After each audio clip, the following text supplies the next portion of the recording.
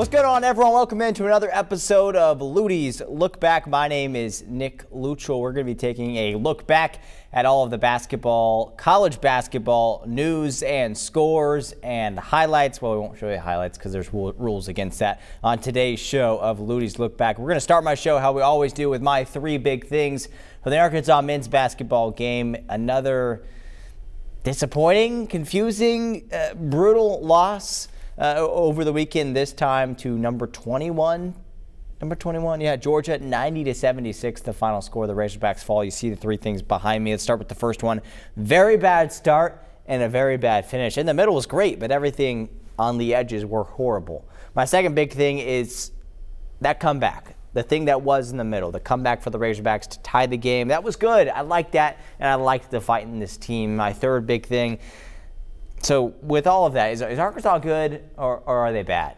Can we figure this out, please? I'll answer that coming up here in a few minutes. But let's circle back to number one.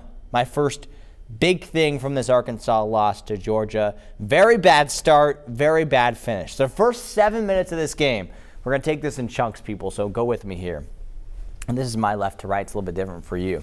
The first 7 minutes of this game, a 23-8 run for Georgia. 23-8. Arkansas started out down 23-8. It was bad.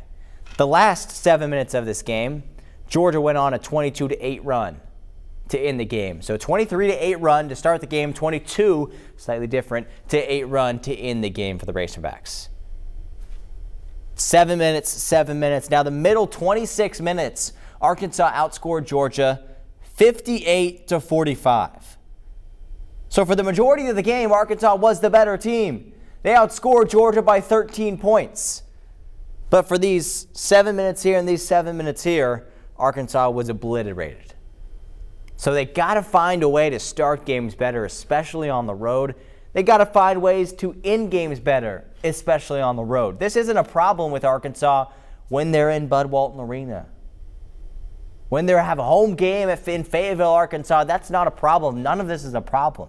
That's what's a little confusing about this team. I know it's tough on the road in the SEC. Georgia's a tough place to play. I know it's not one of the historically really good basketball programs, but they're still a tough place to play. They got better last year, and to where they are this year, they're a good team. They got Mike White at the helm there, head coaching the Bulldogs, who used to be at Florida, was a good coach there. Now he's at Georgia. They've got a good program this year. They're the number one scoring team in the SEC, and they showed it in this game. I think Arkansas actually held them below their season average. Held them at 90 points. Great job. But they lose the game. They lose it by 14 points, and that's not good. And it was because of a horrible start that the Razorbacks have, and it was because of a horrible ending. Now, the middle was great, so let's talk about that with my second big thing. Heck of a comeback by Arkansas to fight and to claw their way back in this game. They were down by as much as 19 points. It was looking ugly. And then I'm not going to give all the credit to Arkansas and say, hey, congrats on a great comeback, because it wasn't a complete comeback. They tied the game, so that's great that they were able to get back. But a couple reasons they tied the game. One, for Arkansas' sake, or one, because of a thing Arkansas did and things Arkansas did. The other, because of what Georgia did. Once Georgia was up by that much, they slowed the game down. They churned out that clock, which was a bad move on their part, in my opinion. They could have done that a little bit, but they just slowed it down, and they kept chucking three-pointers, which is, I guess, their game plan. And it worked for the Georgia in the first 7 minutes and the last 7 minutes, but in between it didn't. They slowed the game down and gave Arkansas a chance. And when they slowed the game down, Arkansas kept it fast and kept it in the fast break. As soon as Georgia would make a shot or miss a shot, TB would grab it, throw it out to Acuff. He would go finish on the other end. Or Billy Richmond would make a big-time block. He'd throw it all the way across the court to Acuff. Acuff would go and finish on the other end. A great performance from Acuff. I know he had a few freshman moments here or there, but still a good performance from him. 20 points, I believe, on the day for Darius Acuff Jr., Arkansas's freshman. A guy who, at this point, is probably the front runner to win the SEC Player of the Year, if not one of the few that are in there in the mix. Great performance from him, and a great comeback by this Arkansas team. It was helped out by Georgia because they slowed the game down and they missed a bunch of three-pointers. But give credit to Arkansas. Give credit to Acuff for finally making some shots. Give credit to Malik Thomas. I mean, he had probably one of his more poor games as a Razorback. But he had that corner three-pointer that cut the deficit to 5. Then Acuff had one to tie the ball game up. Billy Richmond, as I mentioned, made a couple big defensive stops. He has that energy spark that you always want. He started this game because Carter Knox is still recovering from the injury. So good to have Billy playing like that, but you just need the whole team. You need the whole team to be playing like that.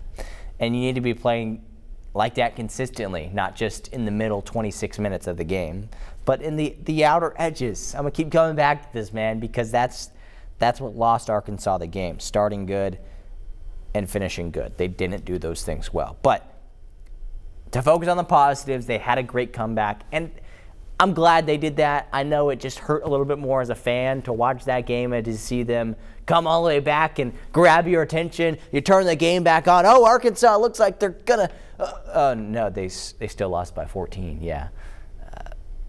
That's tough. That's tough as a fan, I understand. But when you zoom out, you like that Arkansas fought in this game, that they did not give up, that they're not showing any signs of wanting to give up right now as a team. That's good. I know it's still early, but you never want that, obviously. And I saw none of that from Arkansas on Saturday. Now, I would have liked to see better effort as a whole, but for them to come back, for them to not quit, they could have said, hey, all right, let's lose by 25. Let's move on. Let's flush it. Let's burn the tape. They already got their burn the tape game. It came pretty early on in the regular season. It came a week ago. They got their burn the tape game. That one's out of their system. So let's go and play now. Let's go have some fun games. Let's go win some road games. Arkansas hasn't been able to do that very efficiently this season. They had the Ole Miss game, but Auburn and now Georgia are just duds on the road. But you like the fight. So all this culminates together to my final point. Is Arkansas good or are they bad? That's the question you're probably asking yourself, or asking John Calipari in a letter, or Hunter Yurachek, or Malik Thomas, or Darius Acuff, or Billy Richmond. You're probably asking those guys, are you guys a good team or are you a bad team? Because sometimes you look like a bad team. Other times you look like a great team. In my opinion, I think they're a good team. And you're probably leaning that way too.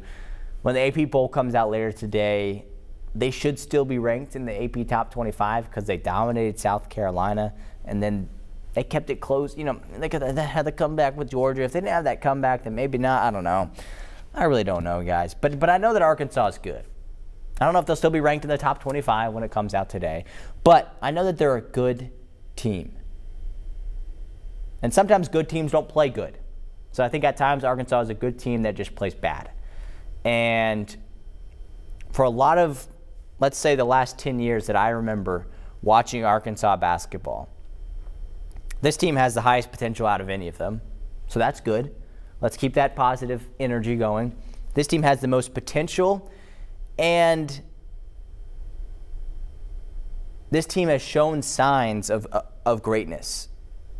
And they've had the bad spurts, the times when, man, they just look like a bad basketball team. They've had a few of those here or there, but in comparison to the last 10 years that I can remember off the top of my head, much smaller than what the past 10 years teams have had. And I know we don't always want to compare it. Hey, the past 10 years, we didn't have John Calipari. The program wasn't the same 6 years ago. I understand all those things. But this is a good team, you guys. This is a good team. They're still figuring things out. The SEC is crazy right now in college basketball. So it stinks because I wish Arkansas would take advantage of the SEC being crazy and jump to the top and win the whole freaking conference. But they haven't done that. And there's still time left for them to get their groove. You know what really matters? All that matters is they win enough games to make the NCAA tournament, and they play good in March. That's all that matters. All right, those are my thoughts from the game, from giving you some perspective on this Arkansas basketball team right now. Let's hear from a lengthy soundbite here from Coach Calipari, what he had to say after the game. You start down 7, 8, 9, nothing. I got to call a timeout on us, on me. Obviously, if they're not responding, then I'm not communicating as well as I need to in that situation. Now, what I loved is we fought, tied the game up. I thought we were going to win the game. And then you make 2 errors, and it's 5, and then all of a sudden you miss a shot at 7, 8, ball game. But to get it to where it was when we were down as much as we were was a pretty big deal. There were times where 18 seconds on the clock, we went 1-on-1.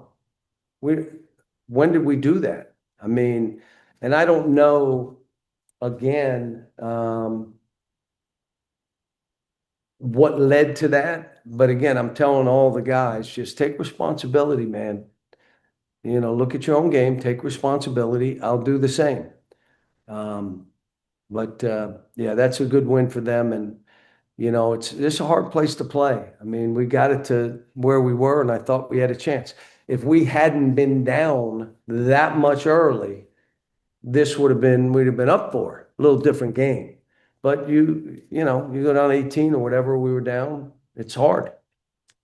All right, let's move on to Arkansas State. Now the Red Wolves out of the Sun Belt Conference go on the road to Troy, a really good Troy team. Speaking of the Sun Belt Conference, a Trojans team that is, I believe, first in the Sun Belt Conference right now, and Arkansas State. Not very pretty, 99-74, the loss to the Trojans. They started out up 7-0 and then just kind of let it slip away after that. I think this game might have been a little bit closer than what that scoreboard shows behind me, but the Red Wolves fall to Troy. They shot the ball well, 43% from the field, 42% from beyond the arc. Those are great numbers. To shoot 40+% from three-point range is going to win you a lot of basketball games.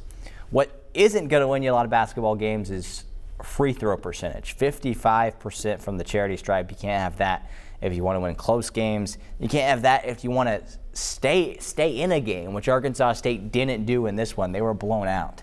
Some positives, TJ Caldwell only played 18 minutes but scored 17 points, came off the bench, provided a nice spark for the Red Wolves. Jalen Hampton, 15 points, 9 rebounds, 2 assists. Bad defense was really the issue, I think, with Arkansas State. We've seen that at times this season. We saw it again rear its ugly head in this game against a really good Trojans team. I like that Arkansas State is balanced. I don't like that. There's pros and cons to being such a balanced team. You're balanced. You have so many guys that can be weapons and that can score, and you play 10 players. You're balanced. That's a pro. Let's go to the con part. You're balanced, and you don't have that one guy who's like, man, Jalen Hampton is terrific. TJ Caldwell is terrific. Joey Chama is terrific. He can shoot the ball.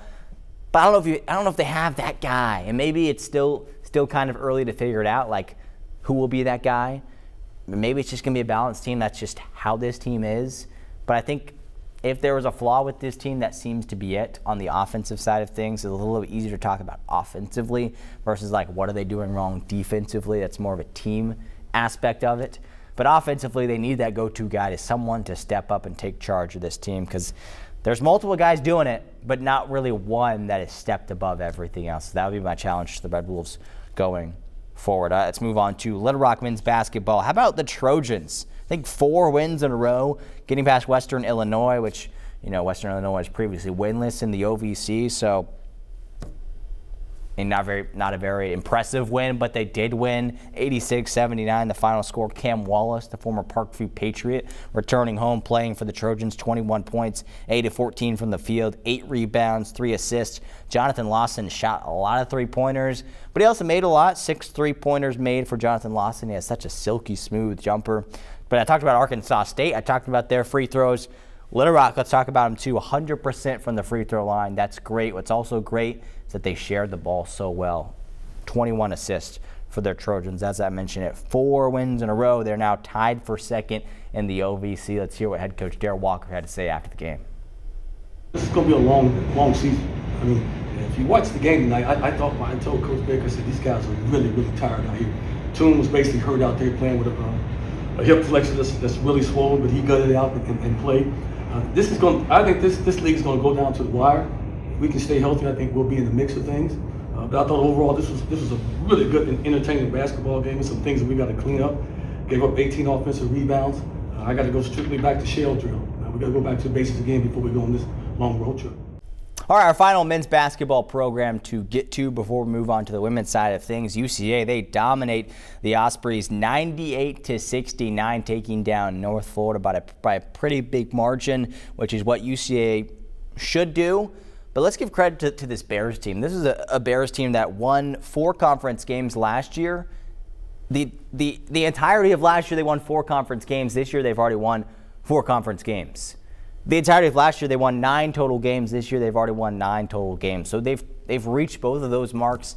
It's not even it's just past mid-January right now. That's good. That's impressive. They've got a good defense. They've got guys who are scoring well. They've got guys that are healthy, except for one who, Javion Guy King, I think he's returning maybe next week. They had 6 players in the double digits. Tyler Lee, a freshman, not someone we talk about a lot, 11 points, 3 of 4 from the three-point line, 7 rebounds, had a season high of 20 minutes. Those are all great players, but really it's Cam Hunter that's leading the way for this UCA team. He's providing what Lane Taylor was doing last year for UCA. Cam Hunter is doing this year for the Bears. 26 points, 9 of 12 from the field. He is so efficient. We saw that last weekend. We saw it again this weekend. 5 of 7 from beyond the arc. 26 points on only 22 minutes played. That's pretty good. That's pretty good. Cam Hunter is a special player, and this UCA team is relatively special. They're alone in 3rd place in the ASUN. I don't know if they have the capability to win the conference, but they have the capability to improve and to have a shot at least when the conference tournament rolls around. So give credit to what John Schulman has done. And speaking of John Schulman, let's hear what he had to say after the game about their star player, Cam Hunter. Everybody in the country, everybody we play puts an emphasis on Cam. And so when he's still able to score that ball, it's pretty impressive. But he does so many other things. I mean, he does so much. Besides score the ball, he rebounds the ball, he can defend. But when you go into war with somebody like Cam, you ain't scared. And he's a great foxhole guy, and he gives everybody else strength and not having fear of anything, because that dude's different. He's made different. He's built different. Glad he's on our team. All right, let's move on to the women's basketball side of things for our teams. We've got Arkansas State, Little Rock, and UCA. We'll start with the Red Wolves. They beat Southern Miss 81-71. Probably could have been by a bigger margin against a Eagles team that is not great, but they won the game, and we'll appreciate that. They actually trailed for the majority of the first half. They kind of pulled away slowly in the second half to get the win. Zion Shannon, sensational, 26 points, 6 rebounds, 2 assists, 2 steals. Mia Tarver, 6 rebounds, 10 points, 3 steals. But really, that's offensively. Really, it's the A-State defense, as it's been all season long. That's what wins them these games. Shooting a lot of three-pointers and pressing the heck out of teams. That's what A-State did in this game. They turned over the Eagles 26 times. They held Southern Miss to 1 three-pointer on 18 attempts. I mentioned the 26 turnovers, 29 points off of those 26 turnovers. Only concern, if there was one concern, this A-State team still has to figure out a few things here or there. I think they can win the conference, but they still have to figure out a few things. Rebounding, a little bit of an issue, out-rebounded by 9. But if that's my only issue, that's okay, because this A-State team is good. Here's what Destiny Rogers, their head coach, had to say about it after the game. I just think anytime you play a team that has really good guards, skilled guards, it's tough because of the way that we play. We're going to allow a lot of possessions. And I thought that, they got players that made plays. So that's what basketball players do. We also had players that step up and made plays. So were we at our best today? No, but we got the win. We got the win by 10. I think that's a big win for us on our home floor. We protected our home floor. And now we know we have a tough week next week. So got to be excited about this. Winning is fun, right? And we'll just go back to work on Monday, watch the film, see what we can clean up, and then we'll get prepared for a really tough week coming up. All right, so a lot of wins for our women's basketball and men's basketball teams. The same cannot be said for the Little Rock Trojans. They fall 75-59 at home against Western Illinois. Granted, a Western Illinois team that is the best in the OVC by far, and a girl named Mia Nicastro, make sure I pronounce that right, Mia Nicastro. She's the top scorer and top rebounder in the OVC. She showed why in this game. Little Rock could not slow her down. 28 points, 14 rebounds. Jordan Holman, a top 5, top 10 scorer in the OVC, had 17 points. Not the most efficient day, 6 of 20 from the field, but still a good performance from her. A pro for Little Rock in this game. They out-rebounded. Even though Nicastro had 14 rebounds, Little Rock out-rebounded the Leathernecks 47-34, I believe. Yeah, 47-34, a plus 13 margin for the Trojans. They're kind of middle of the pack of the OVC. For a second, a week or two ago, I thought they were going to have a chance to win the OVC or be at least close. Now it's not seeming like it as much, especially against a really good Western Illinois team. And give credit, Little Rock was kind of close, kind of hanging around, and then they cut it to, I think, 7-8 points in the fourth quarter, and they were right there. And then Leathernecks ended the game on a 10-0 run, just made a couple free throws at the end that really didn't matter. The game was already won. So this score you see behind me is a bigger margin than what this game actually showed. Little Rock was close, so maybe, I can't remember if they play each other again. Maybe if Little Rock does get another chance, whether it's in the regular season or in the OVC, maybe they'll knock them off. We'll see. Still a lot of time for that to happen. All right, let's move on finally to the UCA Sugar Bears. They go on the road and get the win 79-72, also over North Florida, just like the men did, but men were at home. The women were on the road. Sugar Bears have a trio of stars. They're not as good as they were last year, I don't think, but they still got some stars. We got to talk about Jenna Cook, the sophomore from Cabot, 16 points, 5 rebounds, 4 assists. Cheyenne Kemp, also from the Natural State. Is she a Little Rock Central girl? I can't remember what high school she went to. 16 points for her, 7 rebounds, 2 assists. And then Shea Littleford, the transfer, has shown up this season. 25 points, 4 of 5 from beyond the arc, and 6 rebounds. The Bears shoot 48% from the field and 48% from beyond the arc. I mentioned the number early, 40+% from three-point land. That's good. They're at 48%. That's great. Probably could have scored more points than that, but 79-72, a win. Maybe a little bit closer than it could have been at the end, but still a win for the Sugar Bears. They moved to 3-3 in the Atlantic Sun. This is a team that only lost 4 total games maybe in the conference last year, 2 of them to Florida Gulf Coast. Yeah, 2 of them to Florida Gulf Coast. They hit a big win streak at some point last year, but keep waiting for that to happen this year. There's still time. There's still plenty of time, only 6 games into the conference schedule, but that's how UCA is faring. All right, finally we move on to my Lutties look ahead. I think that's what we next have. Yeah, let's check it out. Arkansas and Vanderbilt. This is men's basketball. We're talking the Razorbacks and the Commodores. Now these rankings will change once the AP Top 25 poll comes out soon. Arkansas, if I'm going to guess, I'm going to say they will be number 23, number 22, somewhere around there. Vanderbilt, they were undefeated. Now they've lost 2 straight games. They're still a really good team, I think. They were undefeated. I'm going to say their ranking will now be closer to number 17. So both teams move back after a little bit of a tough week. This game Tuesday, 8 o'clock on ESPN, so a late tip-off. But it's a Commodores team that is good. Arkansas will have to slow down Tyler Tanner and a lot of other guards that Vanderbilt has. But if this is a guard-centric game, I like Arkansas's chances because they're a guard-centric team. They don't got the big guys that are playing to the potential that they should this season. So if Arkansas can slow down those guards, they can play fast-paced, they should be able to get this win. If I'm throwing out a line on this game, I don't think Bet Saracen has put out a line quite yet. I'm going Arkansas minus like 1 or 2. I think this will be slightly in favor of the Razorbacks. Well, that's going to do it for this week's episode of Luttie's Look Back. Thanks so much, everyone, for joining me as we talked a lot of college basketball, as we will in the future. College baseball coming up soon, probably, I think, a month away from college baseball. So we'll start talking about that very soon as well. But thanks so much for watching this week's episode of Luttie's Look Back. We'll see you guys same time, same place next week.